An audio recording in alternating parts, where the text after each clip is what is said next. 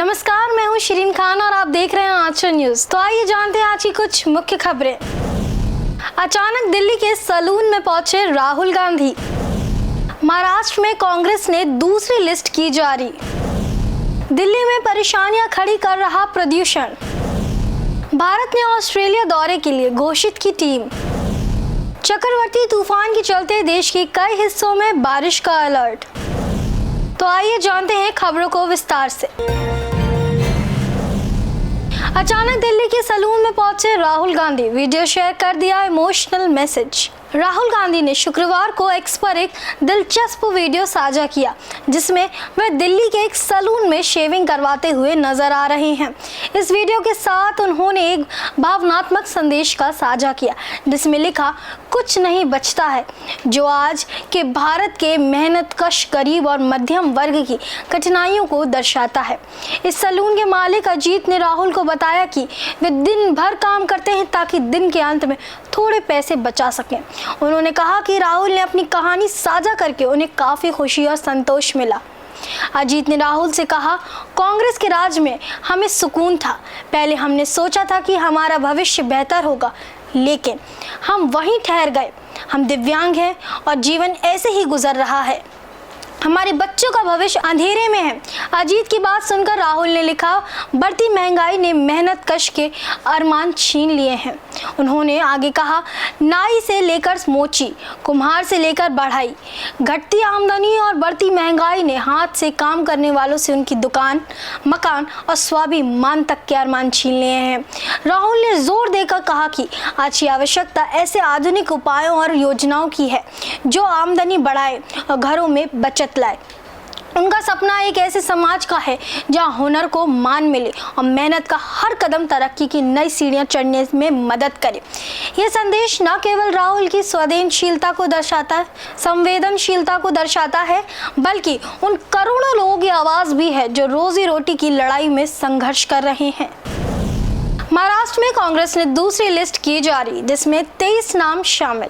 अब तक 71 उम्मीदवार घोषित। महाराष्ट्र विधानसभा चुनाव के लिए कांग्रेस ने शनिवार को अपनी दूसरी सूची जारी की जिसमें 23 उम्मीदवारों के नाम शामिल हैं। इससे पहले पार्टी ने 48 नामों की पहली सूची का ऐलान किया था। इस प्रकार कांग्रेस ने अब तक कुल 71 उम्मीदवारों का ऐलान कर चुकी है। महाराष्ट्र में शिवसेना के उद्धव गुट, रकंपा के शरद पवार गुट और कांग्रेस एक साथ मिलकर चुनाव लड़ने की तैयारी कर रहे हैं। 23 अक्टूबर को इन तीनों दलों ने 85 सीटों पर चुनाव लड़ने की घोषणा की थी। इसके अलावा 18 सीटें INDIA ब्लॉक की अन्य पार्टियों जैसे समाजवादी पार्टी, सपा, SWP और CPIM को देने का प्रस्ताव भी रखा। सपा के महाराष्ट्र प्रमुख अबू आजमी ने MVA से 5 सीटों की मांग की है। उन्होंने कहा है कि चुनाव से पहले सीटों का बंटवारा हो जाना चाहिए क्योंकि महाविकास अघाड़ी MVA पहले से अस्तित्व में है। आज़मी ने यह भी स्पष्ट किया कि अंदरूनी मतभेद उचित नहीं है। सपा ने पहले 12 सीटों की मांग की थी और 5 सीटें पर उम्मीदवारों की घोषणा भी कर दी थी। आज़मी ने कहा, मैंने 5 सीटों की मांग की है, MVA को मुझे यह सीटें देनी चाहिए। शरद पवार जी ने मुझे शनिवार दोपहर तक इंतजार करने के लिए कहा है। मैं इंतजार करूंगा, लेकिन यदि हमें शामिल नहीं किया गया तो हम 25 सीटों पर चुनाव लड़ेंगे। इस स्थिति ने गठबंधन में और अधिक बातचीत की आवश्यकता को उजागर किया है। दिल्ली में परेशानियां खड़ी कर रहा प्रदूषण। यमुना नदी में बनी झाग की मोटी परत। यमुना नदी में प्रदूषण का स्तर फिर से चिंताजनक रूप से बढ़ गया है। शनिवार सुबह कालिंदी कुंज क्षेत्र से एक वीडियो सामने आया जिसमें यमुना की सतह पर जहरीला झाग की मोटी परत देखी जा रही है। इस वीडियो में स्पष्ट है कि नदी पर बड़े पैमाने पर जहरीला झाग तैर रहा है जो पिछले कुछ दिनों से लगातार बढ़ रहा है। स्थानीय NGO के मालिक जो सप्ताहांत में यमुना घाटों की सफाई का कार्य करते हैं ने इस स्थिति पर चिंता व्यक्त की है। उनका कहना है कि नदी में अत्यधिक झाग ने इसे त्वचा और आंखों के लिए भी खतरनाक बना दिया है, जिससे सफाई कार्य में मुश्किल आ रही है। झाग का कारण नदी में छोड़े गए सीवेज पानी को बताया जा रहा है। इस बीच दिल्ली में वायु प्रदूषण और यमुना के झाग के मुद्दे को लेकर बीजेपी ने आम आदमी पार्टी आप और मुख्यमंत्री आतिशी पर हमला तेज कर दिया है। बीजेपी के नेता नियमित रूप से कालिंदी कुंज का दौर कर रहे हैं ताकि आप सरकार को घेर सके। हाल ही में दिल्ली बीजेपी अध्यक्ष वीरेंद्र सचदेवा ने यमुना नदी में डुबकी लगाई, लेकिन कुछ घंटों बाद उनकी तबीयत खराब हो गई। उन्हें तुरंत अस्पताल ले जाया गया, जहां चिकित्सकों ने उनका उपचार किया और आराम करने की सलाह दी। सचदेवा ने यमुना में डुबकी लगाकर केजरीवाल सरकार की धोखाधड़ी और भ्रष्टाचार के लिए माफी मांगी। साथ ही उन्होंने फरवरी 2025 में सत्ता में आने पर यमुना सफाई प्राधिकरण स्थापित करने का संकल्प भी लिया। इस दौरान बीजेपी ने केजरीवाल और आतिशी के लिए एक मंच पर 2 वीआईपी कुर्सियां भी सजाई। भारत ने ऑस्ट्रेलिया दौरे के लिए घोषित की टीम, केएल राहुल को दिया गया मौका। भारत ने आगामी ऑस्ट्रेलिया दौरे के लिए अपनी क्रिकेट टीम की घोषणा कर दी है, जिसमें team India border Gavaskar trophy में खेलने के लिए तैयार है। रोहित शर्मा की कप्तानी में चयनित टीम में केएल राहुल को भी शामिल किया गया है, जो हाल ही में खराब प्रदर्शन के कारण चर्चा में रहे। जसप्रीत बुमराह को उप कप्तान बनाया गया है, जो अपने अनुभव और गेंदबाजी कौशल के लिए जाने जाते हैं। टीम में युवा खिलाड़ियों को भी मौका दिया गया है, जैसे कि यशस्वी जायसवाल, शुभमन गिल और अभिमन्यु ईश्वरन। साथ ही विराट कोहली को टीम में बनाए रखा गया है, जो अपनी फॉर्म को बनाए रखने की कोशिश करेंगे।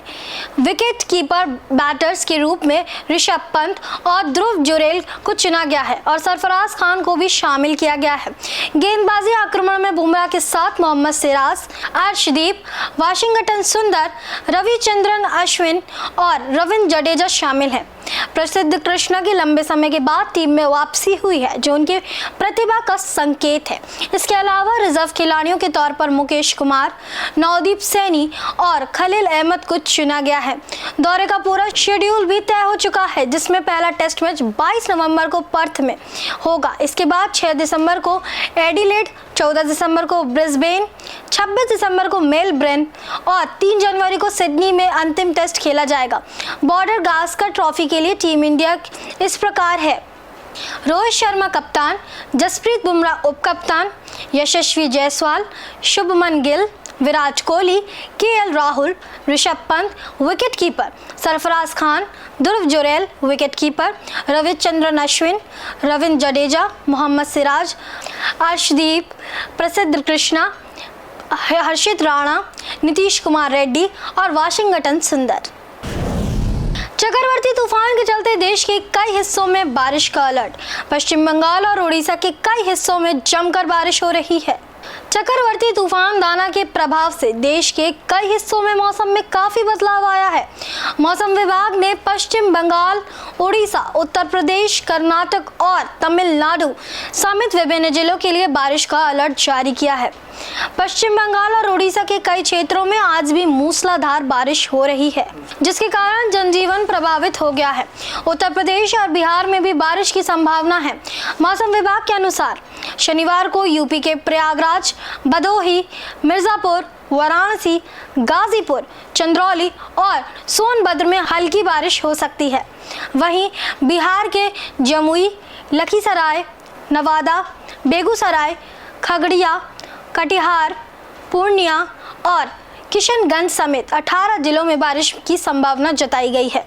दिल्ली का मौसम भी कुछ खास रहेगा। राष्ट्रीय राजधानी में शनिवार को न्यूनतम तापमान लगभग 20 डिग्री सेल्सियस रहने की उम्मीद है, जबकि अधिकतम तापमान 33 डिग्री सेल्सियस तक पहुंच सकता है।